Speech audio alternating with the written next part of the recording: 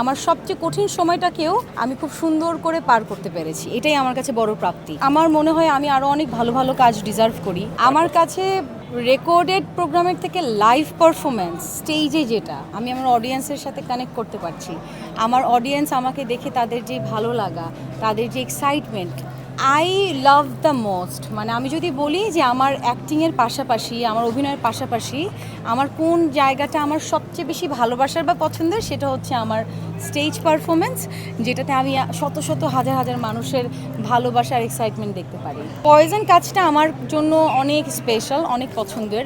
Award পেয়েছি বলে তা না, আমার আগে থেকেই আমার মনে আছে 12 দিন টানা দিন রাত আমরা কষ্ট করে কাজটা করেছি।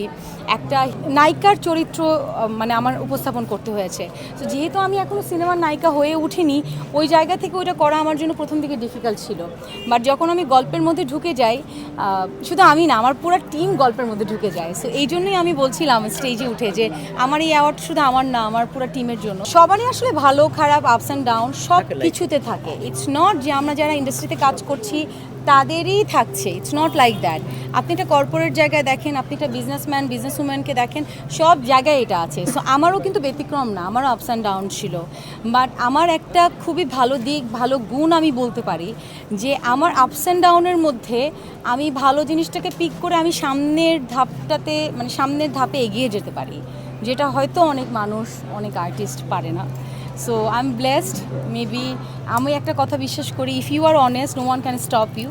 সো আমার কাছে মনে হয় যে আল্লাহ আমাকে অনেক ভালোবাসেন, এই জন্য প্রতিনিয়ত কোনো কিছু প্রবলেম ফেস করলেও, কোনো কিছু নিয়ে ঝামেলায় পড়লেও আমি কোনো না কোনোভাবে আমার অনেস্টি দিয়ে, আমার লয়্যালটি দিয়ে আমি আমার নেক্সট স্টেপটাকে খুঁজে নিতে পারি। নিজের সবচেয়ে কঠিন সময়টাকেও নিজের সবচেয়ে স্ট্রংগেস্ট টাইম মনে করে সেটাকে হিল করা, সেটাকে রিকভার করা, যেটা আসলে প্রতিটা মানুষের ক্ষেত্রে খুব একটা সহজ হয় না। বাট সামহাও আলহামদুলিল্লাহ আই এম ব্লেসড, আল্লাহ আছেন আমার সাথে, যে আমার সবচেয়ে কঠিন সময়টাকেও আমি খুব সুন্দর করে পার করতে পেরেছি, এটাই আমার কাছে বড় প্রাপ্তি। আর আমার একটা ব্যাপার আছে অ্যাজ অ্যান আর্টিস্ট, যে সাপোজ আমার সামনে 10টা কাজ রেখে দিয়েছে কেউ, 10টা কাজের মধ্যে যদি আমি দেখি 2টা কাজ আমি ডিজার্ভ করি, আমি সেই 2টাই করি। সেটা পুরোপুরি আমার ডিসিশনে, এবং এটা অনেক ক্ষেত্রেই হতে পারে। হয়তো আমার মনে হয় আমি আরও অনেক ভালো ভালো কাজ ডিজার্ভ করি। আমার দর্শক তো আমার দেয়ার মাই এভরিথিং। আসলে আমি এটা বলার জন্য বলি না, কারণ তারা আমাকে এত ভালোবাসা দেয়, ভালোবাসা দিয়েছে, তার জন্যই আসলে এখানে।